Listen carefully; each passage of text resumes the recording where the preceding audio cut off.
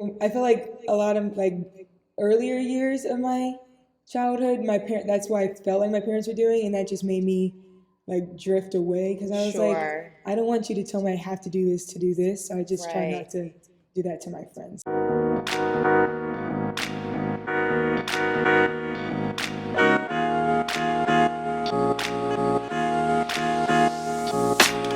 Hello, my name is Ashley Young, and I am a member here at Blueprint. And I am so excited today to be talking to one of our amazing crew teams. If you want to introduce yourself. My name is Jade Lewis. I'm in 11th grade, and an interesting fact about me is that I play three sports. I play basketball, volleyball, and I run track. Nice. A triathlete, I see. Yeah. Okay. Awesome. So today I have the pleasure of chatting with some of our teenagers. And today we're going to speak specifically about a verse in Matthew. So let's jump into the verse. Do you mind reading it for us so we can get started with our conversation? Yes. Matthew 15:4 says, "For God said, honor your father and mother, and anyone who curses their father or mother is to be put to death." All right, so I'll take the phone here. I'm going to be asking you a few questions. So let's just get started. What is your initial reaction when you read that verse, when you hear that verse? Like, what is the first thing that you think about? Well, the first thing I think about is probably how aggressive it is towards the end, which sometimes I like reading the Bible, it can be like it's that serious or it's like not, they're being exaggerated. But that's my initial thought. But growing up, that's always been like the number one rule of my family. So it's not like a big like, oh, that's a thing we should do. Like it's not that big a Sure, surprise. sure. So while it is a little like, whoa, put to death, but it's like, my parents have always taught me I should be honoring them, Yeah. right? God said to honor your parents. And so yeah, okay. So let me give a little bit of context for the folks at home. The scribes and the Pharisees didn't like that the disciples were eating and not washing their hands. And Christ goes through several examples um, in this chapter, but the one he specifically talks about, and that we're going to really focus on in our conversation, and I like what how this is phrased, but it's like, is God more concerned with clean hands or a clean heart? So let that sink in for a moment. And let's kind of unpack, Jade. So let's unpack what it means to have a clean heart. I'd say having a clean heart doesn't necessarily mean that you shouldn't sin, but it means that you're following him, you're obeying his orders, like you're doing what God asked of you in the like what the Bible tells you to do. So yeah, I think that's what it Okay. basically means. Okay. And so as we were preparing for this conversation, we chatted a little bit about, the fact that God is not concerned about the exterior. He wants your heart to be aligned with him. And again, the Pharisees were really concerned with the fact that the disciples were not washing their hands. Next question. Because God has commanded you to honor your mother and father or be put to death, what should your response be? So Sorry, when please you say it hear again. so when you hear that command, what should your response be Um, as a teenager, even though you're going through maybe some of the difficult years, right? But what should your response be when you hear that? I feel like my mom's always told me is just like I'll try. Like I hear what you're saying and I'll try. Like you can't promise that you're gonna be perfect and that you're gonna always be able to do it, but trying and putting forth that effort is the best you can do. Yeah, yeah. That's good. I want to talk a little bit about, what you said in terms of trying, like with your group of friends. Do you all talk about this at all? Like, what's the conversation about parents? Our main conversations are probably about like what the strictness level of our parents. Sure. Growing up, I've always said my parents are the most strict parents ever, but I do have some friends who can't do stuff I can do. But our conversations are just like what we are and aren't really allowed to do. Right, right, right.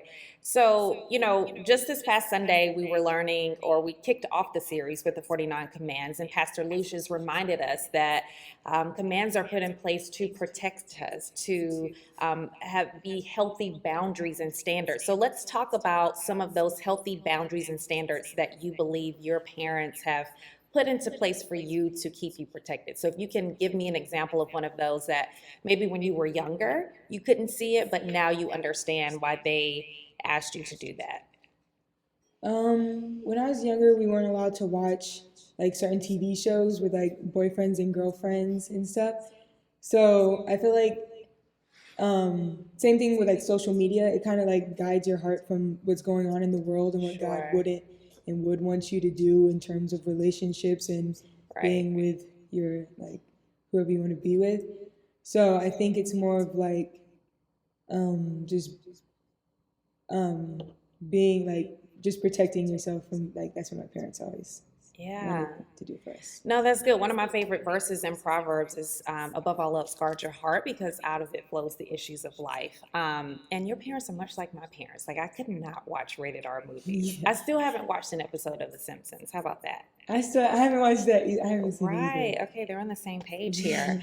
Okay. So last couple questions here, and Jade, you're doing an amazing job, kind of giving me the real and what happens in a teenage life when you hear this verse. Um, so imagine God's response after He has commanded you to honor and take care of your parents, and you say, I have given all of my money. So this is what's happening in this context, right? I've given all my money to you, God, and I don't have anything left to give my parents, right? What do you think God might say? Because He's commanded you to take care of your parents, but you've said, well, I've given all my money to you, God. I've religiously done this. What do you think His response may be to you? I think he'd just say like trust in me, like as long as you're like follow him and trust in him, then he'll make sure you're okay. Yeah, he does want to take care of you. He also wants to hold you accountable, right? And that's Yeah. what these commands a lot are about. Like in my role, I try to support um, and encourage students, but I also want to hold them accountable. And I can only imagine like the love that God has for us. That's exactly what He wants for us, through these commands. So they aren't here. To all the young teenage folks at home, right? Like they aren't here to make our lives miserable. Again, they're here to protect us. So I hope you all receive that today. Last couple questions, and then we'll take your final thoughts. How would you encourage your friends to focus on having a clean heart rather than clean hands and what that symbolizes? Oh, that's a hard question. So maybe even talk me through what the conversation may sound like, right? So if you were tasked to talk to your friends about like, hey, this is a difference between like this religious, legalistic way of, trying to serve Christ versus like God wants your heart. He wants relationship with you. Yeah. So a lot of my friends believe Christianity is like just a set of rules that you follow, and a lot of times they're not fun rules like that, like your peers who are out doing this that and that they're like you can't go do all those things, so they don't seem as fun. So just trying to make it clear to them that it's not like you said, it's a relationship God wants to have with you. It's like having a father figure that you might not have, or just another father. Um, Making it clear that it's that instead of like just a set of things that you have to accomplish in order to do like reach the goal, which is go to heaven. Sure. What about for some of your friends who you know are non-believers, or maybe even some of your friends? You mentioned being on several sports teams, right? So, what might be the conversation with a non-believer or with like friends you're in close encounters with? So, just wondering what that conversation might be like. Clean heart versus clean hands. Um, so I have a friend who is an atheist. So she just believed that she didn't. Well, she doesn't believe in anything. But I think the thing I would always tell her is that, like when you're down, when you're lonely, like it's just someone there to talk to you, someone to have with you. Like when your friends can't be there for you or you feel like your friends can't be there for you, it's just someone who's always there for you. So that's how I always like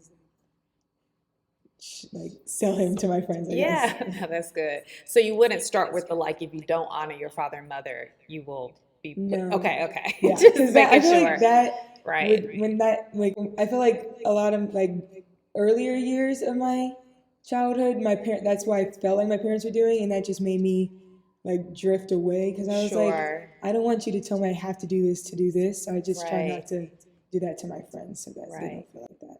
And essentially, one thing in this conversation I think we have really come to the conclusion on is that having a set of commands is a form of love, right? Is a form of protection. One of the questions I was, as I was preparing for today, I was thinking about like, if your parents ask you not to run into the street, you're a kid, so you're like, okay, I'm running, I'm enjoying life. But clearly, as a teenager, you know just how dangerous it can be to run in the street, right? So that's love.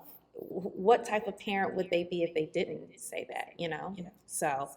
Good deal. Well, this has been an awesome conversation. Do you have any final thoughts for your peers or the folks at home? Not that I can think of, no. Okay. And your last words on what would you say to anyone who's been struggling with the clean heart versus clean hands issue? What would you say to them? I feel like just give it time and just trust and don't force anything because I feel like that would drift you farther away. Sure. All right. And we keep praying for them, right? Yeah. All right.